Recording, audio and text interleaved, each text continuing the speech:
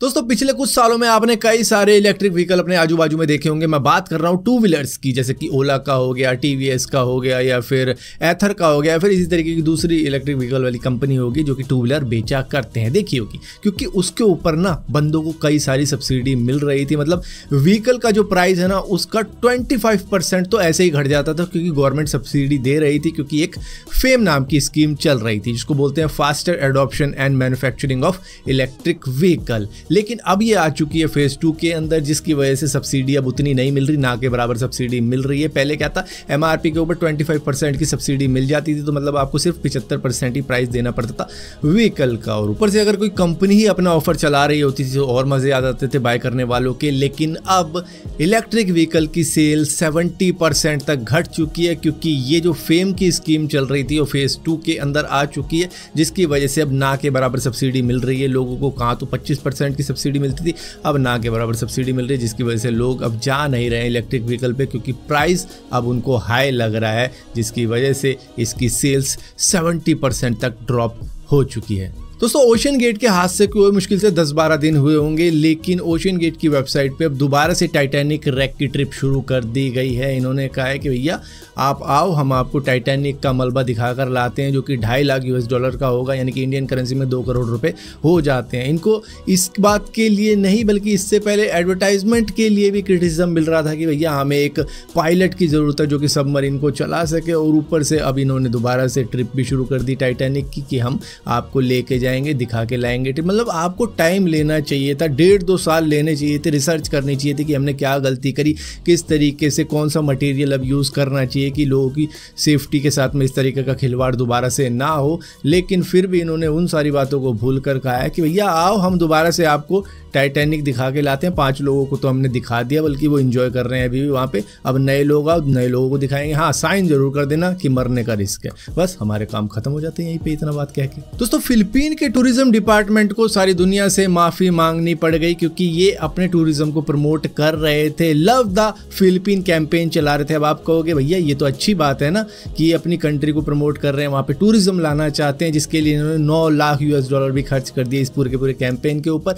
लेकिन जो वीडियो इन्होंने बनाई थी ना अपने टूरिज्म की, उसके अंदर अपनी कंट्री की नहीं, बल्कि Brazil, Indonesia, Switzerland, United State, इन सभी की वीडियो उठा के मर्ज कर दी थी और दिखाने की कोशिश करी थी कि भैया ये देखो हमारी कंट्री कितनी ज़्यादा सुंदर लगती है, आपको आना चाहिए हमारी कंट्री के अंदर। तो ये एक तरीके से स्कैम ही कह सकते हैं कि भैया दिखाया कुछ और मिला कुछ। तो इस तरीके की चीज़ें हैं जिसकी वजह से इनको माफ़ी मांगनी पड़ गई दुनिया से। और अब इनके ऊपर इन्वेस्टिगेशन भी चल रही है कि क्या था, किसने स्क्रीनिंग करी थी और किससे बनवाई थी। मतलब किसी यूट्यूबर से बनवा दी थी कि भैया एक वीडियो बना के दे दो बढ़िया सी, और उसने इधर उधर की इमेज कलेक्ट करके डाल दी कि ये है फिलीपीन। दोस्तों जब भी हम ज़्यादा फीचर वाली कार को देखते हैं तो उसके अंदर कुछ दिक्कतें भी आ जाती है, इलेक्ट्रॉनिक टाइप की दिक्कतें आ जाती है, जो कि नॉर्मल मैकेनिक के समझ में नहीं आने वाली। लेकिन हाँ, पुरानी गाड़ियों का हाँ भाई ये तो ठीक हो जाएगी, इसमें क्या है ही क्या, सारा तो इंजन ही इंजन है। लेकिन यहाँ पर टेस्ला मॉडल 3 को अगर आप देखो तो भैया यहाँ पर बैटरी डेड हो जाती है और इसका ओनर इसको खोल ही नहीं पाता है, क्योंकि ट्रेडिशनल की का कोई फीचर ही नहीं है इसके अंदर। सारा बैटरी वाला सिस्टम है कि भैया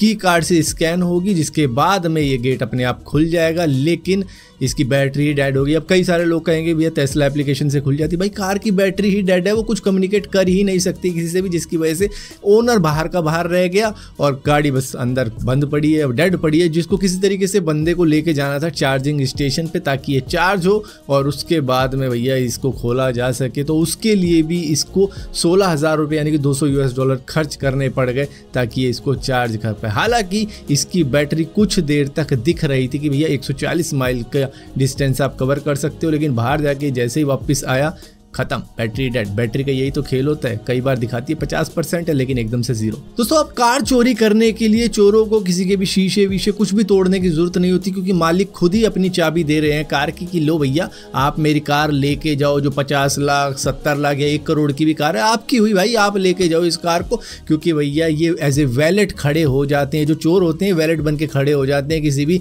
लग्जूरियस होटल के बाहर, और उसके बाद में उनको ऐसा लगता है कि भैया ये कोई वैलेट है, ये हमारी कार कार को पार्क करके आएगा तो वो चाबी दे देते हैं और वो कहीं से कहीं पहुंच जाता है कार को लेके। उसके बाद में जो भी करना होता है वो कर लेते हैं। तो इस तरीके के चोर पकड़े गए हैदराबाद के अंदर, जो कि ऐसे ही लग्जूरियस होटल के बाहर खड़े होते थे और कार चोरी करके चले जाते थे। दोस्तों टमाटर के रेट आपको बड़े अच्छे तरीके से मालूम होंगे, कहाँ तो 40 रुपए किलो होते थे, अब 125 रुपए किलो हो चुके हैं। कई जगह पे शायद इससे भी महंगे बिक रहे हो। लेकिन दुनिया का सबसे एक्सपेंसिव टमाटर सीड 3 करोड़ रुपए केजी का बिक रहा है इस वक्त में। आप कहोगे इसी वजह से बिक रहा है? नहीं भैया, ये हजारे जेनेटिक्स नाम की एक कंपनी बेचती है, जो कि बताती है कि काफी ज्यादा सुप्रीम क्वालिटी का, सुप्रीम फ्लेवर वाले टमाटर हुआ करते हैं जिसको अमीर लोग ही खाएंगे। लेकिन इन टमाटर से 20 किलो टमाटर उगाए जा सकते हैं। जो 1 किलो ये पैकेट है 3 करोड़ रुपए का, उससे 20 किलो टमाटर निकाले जा सकते हैं। लेकिन खासियत ये रहेगी इन टमाटर के अंदर कि ये सीडलेस होंगे, इसमें बीज निकलेगा ही नहीं। अब बीज नहीं निकलेगा तो दोबारा से टमाटर नहीं उगाए जा सकते